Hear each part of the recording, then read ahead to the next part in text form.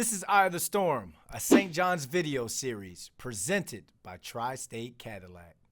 Rick Pitino has brought St. John's basketball back to the national spotlight, so let's talk all things Johnnies with our college basketball writer, Zach Braziller, heading into this week's Big East tournament.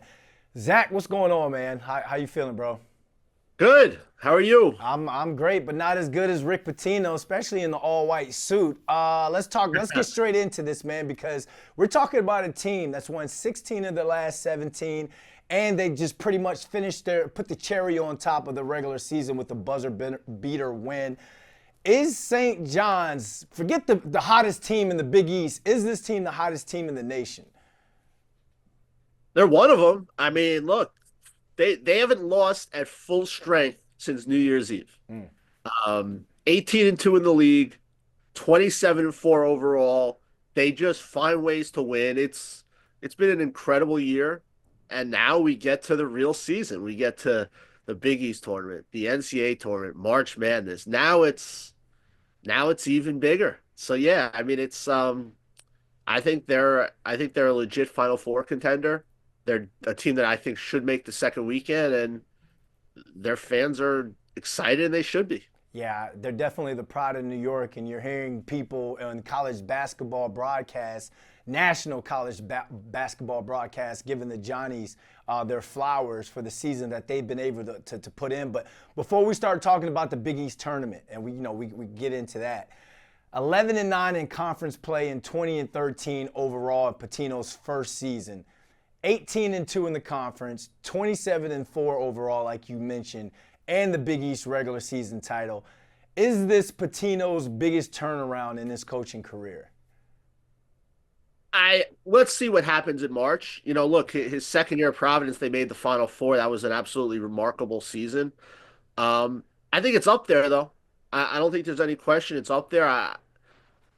I thought they'd be good this year. I don't think anyone, myself included, thought this. Where they're right now projected 3 seed in the NCAA tournament. It's kind of hard to believe just how good they've been this year. And let's be honest, not everything has gone right. Brady Dunlap is one of their top reserves, has missed almost the whole season. Davon Smith really hasn't been right with that shoulder injury now for 6 weeks.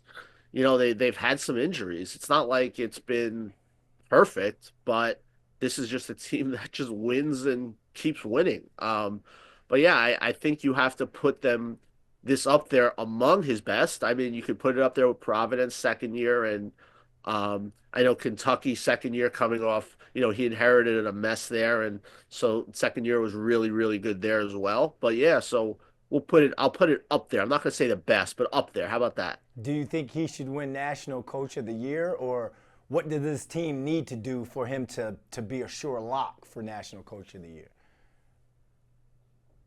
Yeah, I think he deserves it. I do. When you look at, like I mentioned, the injuries, when you look, they were picked fifth in the Big East. They weren't even ranked in the preseason in the AP poll. I've seen some people try to champion John Shire of Duke for National Coach of the Year, which I think is silly. He's got a generational player in Cooper Flagg. He's got other ridiculous future NBA players at Duke. I think it should be Pitino. Bruce Pearl is another guy I think is up there. Um, but yeah, I would vote for him. I don't have a vote, but I would vote for him. I think he's done an absolutely fantastic job. Duke has Cooper Flagg. The Johnnies have Kadari Richmond, who's had himself an outstanding season. You tweeted the other day that Richmond was robbed from first-team Big East honors. State your case on why. I mean, he's been absolutely money, in league play. He's been absolutely money in the clutch. He's been such a big part of the best team in this league.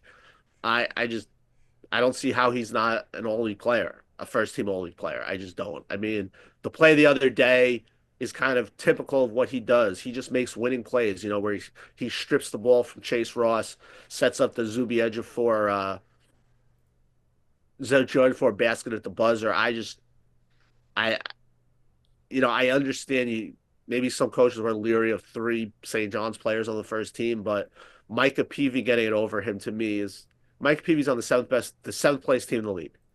They could have they I just you want to put Stephen Ashworth from Creighton up there over Kadari, fine, I get it, maybe, but not Peavy. I don't even think Peavy's the most impactful player on Georgetown. I think that would have been Thomas Sorber. I think Kadari deserved it personally. All right, let's start talking about the Big East tournament that kicks off on Wednesday for the opening round. To be the best, you got to beat the best. And St. John's beat UConn twice this season. As you know, it's hard to beat a team 3 times in one season, especially when we're talking about a Dan Hurley coach team. Has the Johnnies shown you enough to where you feel like they can beat the 2-time defending champs 3 times this season? Oh yeah, no question. I think St. John's is a really bad matchup for UConn. They can't guard Kadari, they can't guard RJ Lewis. The second game wasn't really close here at the Garden. I think the team St. John's is probably more leery about is Creighton, just because Ryan Kalkbrenner neutralizes so much of what they do well, offensive rebounds, getting into the paint. Um, I just I think Creighton's the team that could beat St. John's in this tournament. All right, I you, don't think I don't think UConn does. I really don't. I think Marquette could. Obviously, Cam Jones is terrific.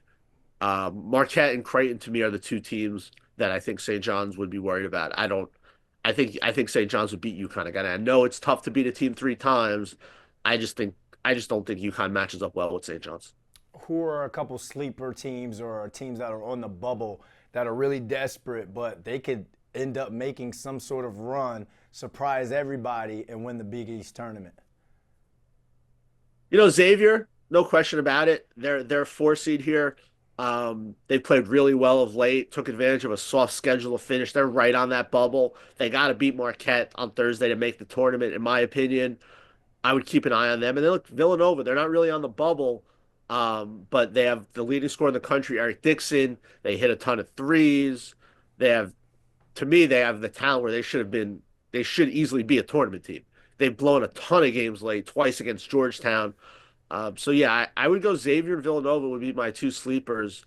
Villanova's interesting. Look, they open against Seton Hall Wednesday night late. Then they would play again against UConn the following night. And look, they beat UConn once and really should have beat them twice. They blew a big lead in that second one. I think Villanova is definitely a team to watch in this tournament. All right, Zach, final thoughts heading into Wednesday's opening round.